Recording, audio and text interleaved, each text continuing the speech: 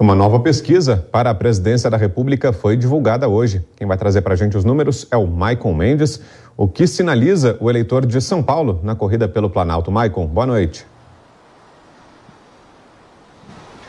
Olá, Brau, boa noite para você, boa noite para a Lívia e boa noite à audiência do Jornal Jovem Pan. Mais uma pesquisa para a corrida presidencial foi divulgada.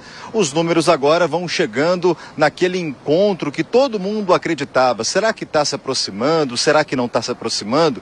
Então a gente vai colocar agora os novos números divulgados para a corrida presidencial, que mostra o ex-presidente Lula na frente de Bolsonaro, só que uma diferença começa a ficar um pouco mais curta. Vamos aos números. Lula do PT aparece com 37% das intenções de voto nessa nova pesquisa que foi divulgada e o presidente Jair Bolsonaro do PL aparece com 32%.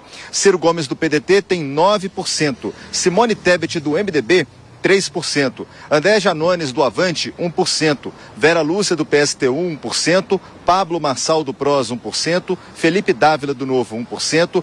Emael da Democracia Cristã, 1%. Leonardo Péricles, Sofia Manzano e Luciano Bivar não pontuaram nessa pesquisa, não sabem, não responderam, somam 9%. Nenhum, brancos e nulos, somam 5%. Agora, o cenário para o segundo turno mostra também a vitória do ex-presidente Lula sobre o presidente Bolsonaro.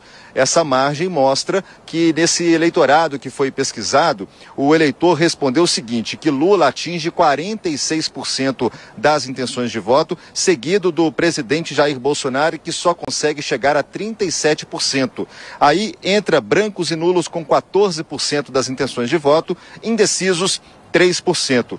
Dois dados interessantes que eu vou passar para vocês agora, também divulgados nessa pesquisa. 43% dos eleitores do Ciro Gomes foram questionados. Em quem vocês votariam? E eles responderam o seguinte, 43% dos eleitores do Ciro Gomes votariam no segundo turno no ex-presidente Lula. 17% dos eleitores do Ciro Gomes votariam no presidente Jair Bolsonaro. 38% não votariam em nenhum dos dois. 3% ficaram em cima do muro, os indecisos. Agora é o seguinte, 34% dos eleitores da Simone Tebet votariam no ex-presidente Lula no segundo turno e 23% no presidente Jair Bolsonaro. 43% não votariam em ninguém. Brown. Temos números também da corrida pelo governo de São Paulo, né, Maicon? Para onde vai o eleitor paulista, segundo os dados dessa pesquisa? Haja números, viu, Brown? Muitos números agora sobre a corrida para o governo do estado de São Paulo para o Palácio dos Bandeirantes. Então vamos lá. No cenário 1 do primeiro turno, Fernando Haddad do PT, ele atinge 29% das intenções de voto. Depois vem Márcio França do PSB com 18%, Tarcísio de Freitas do Republicanos com 12%, Rodrigo Garcia do PSDB 8%, depois Felício Rammu, 1%, Vinícius Poit, 1%, Gabriel Colombo, 1%, Abraham Weitraub, 1%, Elvis César, 1%, Altino Júnior, 0%, brancos e nulos somam 17%, não sabem, somam 11%.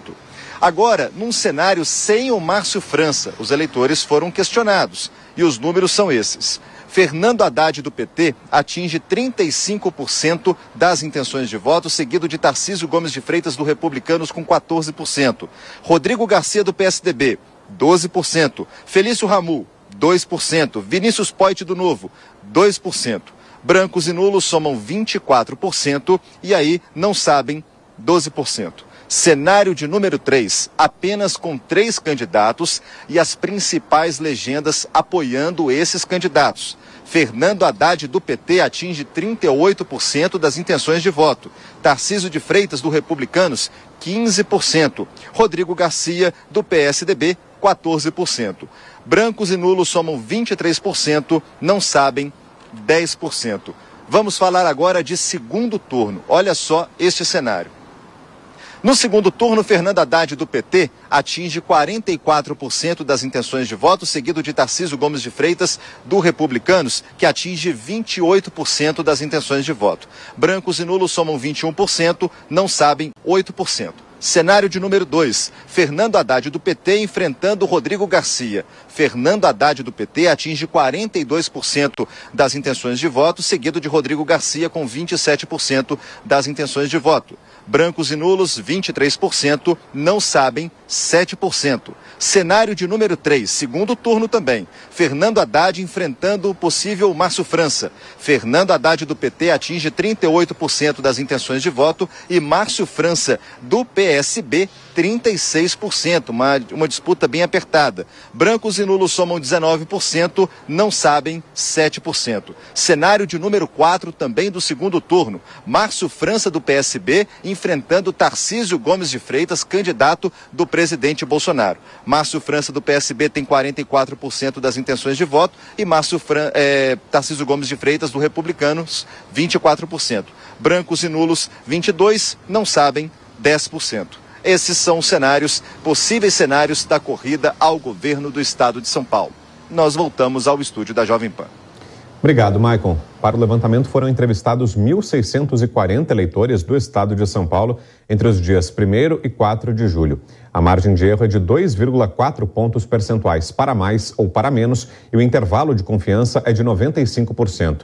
A pesquisa está registrada no Tribunal Superior Eleitoral sob o protocolo BR 03964/2022. Agora, análise dos números com as nossas comentaristas. Cristina Grêmio, começo com você. Queria te ouvir sobre a pesquisa nacional que o Maicon destacou para a gente. Houve um encurtamento nessa pesquisa feita no estado de São Paulo, pela Genial Quest. Houve um encurtamento da distância entre Lula e Bolsonaro. Era 39% a 28% o placar na última pesquisa. Nessa, a diferença está em 37% a 32%. O encurtamento agora está em 5 pontos percentuais. Na sua opinião, Cris, isso pode refletir uma tendência nacional? Afinal de contas, estamos falando de São Paulo, que é o estado que é o maior colégio eleitoral do país. Ou não, esses números regionais servem mais apenas para os candidatos, para que eles tracem os objetivos de campanha, saibam onde é preciso buscar votos? Qual a sua análise, Cris? Olha, Vitor, não são todos os números regionais que servem para a gente ter uma noção do que vai acontecer nacionalmente, mas os de São Paulo são, sim, muito importantes. Na verdade, dos colégios eleitorais do Sudeste, né, que é a região mais populosa do país, justamente pela quantidade de eleitores. Agora, São Paulo tem aquela característica de megalópole mesmo, né? São Paulo, capital especificamente, não só o estado. Porque tem, até o pessoal brinca, né, que a capital mais populosa do Nordeste é São Paulo. Tem muito nordestino, tem muito sulista em São Paulo, tem gente do Centro-Oeste, então tem gente de outros estados do Sudeste, é realmente um bom espectro do que é o Brasil, a cidade de São Paulo. Mas, independentemente disso, eu queria dar uma olhada realmente nos números dessas intenções de votos, com todas as ressalvas que eu e outros comentaristas temos feito aqui ao longo dos vários telejornais, de que a gente precisa lembrar que essas pesquisas vêm errando reiteradamente há várias eleições, especialmente eleições de 2014, 2018 e também nas eleições municipais de 2020. Mas, feita essa ressalva, olhando aqui, o que eu acho mais importante não é nem ter reduzido a distância entre Bolsonaro e Lula, mas especialmente o quanto cada um ganhou ou perdeu. Bolsonaro subiu de 28 para 32, ganhou 4 pontos da última pesquisa para essa, e Lula caiu de 39 para 37, perdeu 2. Então, veja, está encurtando a distância, sendo que Bolsonaro está galgando mais rapidamente aí essa escada rumo a uma disputa mais acirrada com o ex-presidente Lula. Eu tenho para mim que quando a campanha eleitoral começar de verdade,